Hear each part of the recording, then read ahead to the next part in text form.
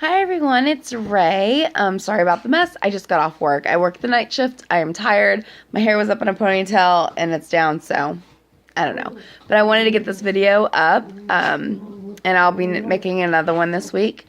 But this is just a recap of my first month on my supervised diet through the New Start program at St. Alexius.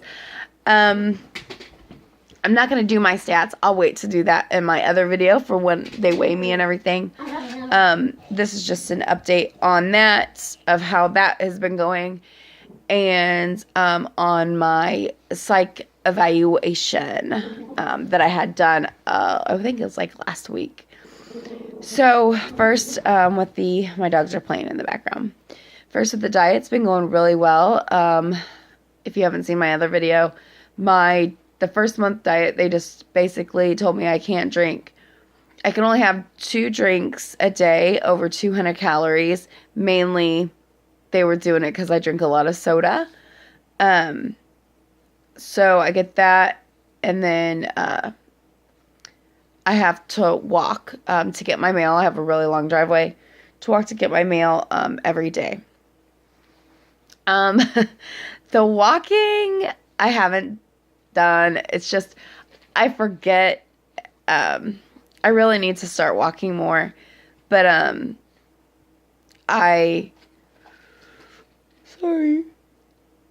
sorry, I pick it up when I drive by it when I come home in the morning after work, so it's just a habit. But the walking hasn't been going so well, but the soda and everything has been going really good. I actually find myself only drinking soda now a few times a week. There's days, mainly when I'm at home on the weekends, I found that like the first week, I had my 2 sodas a day that I was allowed to have. And then I slowly stopped drinking those 2 a day. And now I drink, usually for breakfast. I eat breakfast at work. I will have like an orange juice or an apple juice instead of soda. And usually I don't drink soda at all night. I'll just drink water. So that's been going actually really, really well. So, yeah. It hasn't been a full 4 weeks because I go tomorrow to my appointment for the beginning of my second month. I think it's been like 3 weeks, but it's still pretty good. So, yeah, I think it's like 3.5 weeks. I don't know. I don't remember. So that's on that end's good. Then my evaluation went really well. I cannot remember all of the questions. My ears itch. All of the questions that the doctor asked me. We talked about a lot about my mental background. I do have a mental background. A couple years ago, I had a mental breakdown, and we talked about that. I call it a mental breakdown. I mean, they really didn't. They diagnosed me with a major depressive disorder, and I was on Zoloft. Yeah, Zoloft for a while, and I eventually was weaned off of it because I wanted to try to function without it, and I've been doing really good so far for the last year. I have my days, but, I've been doing really good. A lot of my mental breakdown I had was due to several miscarriages I had. I've had 4 miscarriages, I do believe. It's 3 or 4. I try not to keep count. It's bad, but and those really mess with me mentally. Before all this, I was trying to conceive for several years, and they either ended up with nothing, or, well, they all ended up with nothing, but I had miscarriages as well.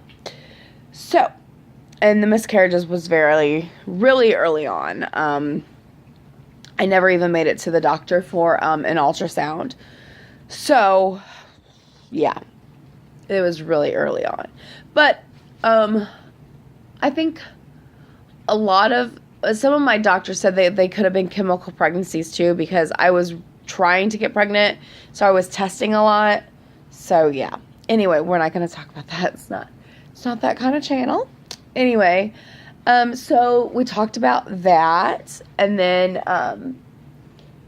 because I was hospitalized as well for a week when I had my breakdown,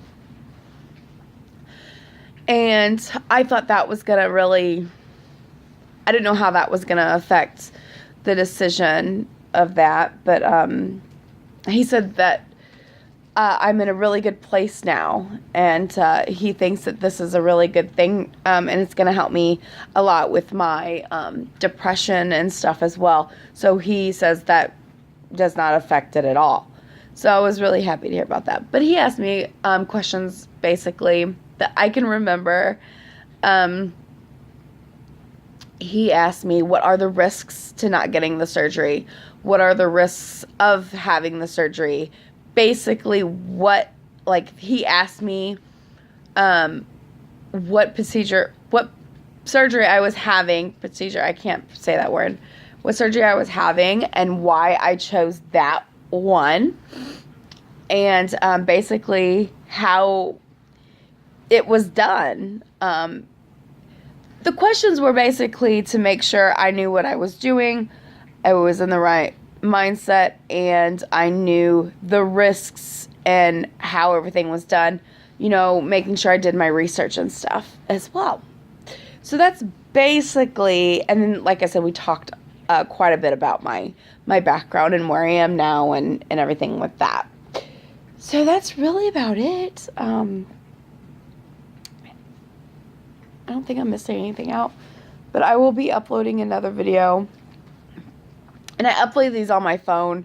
I do have a camera, but it's a couple years old.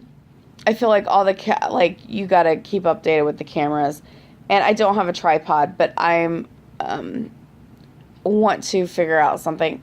Right now, it's so cold here. I live in Illinois, and it just snowed yesterday or last night.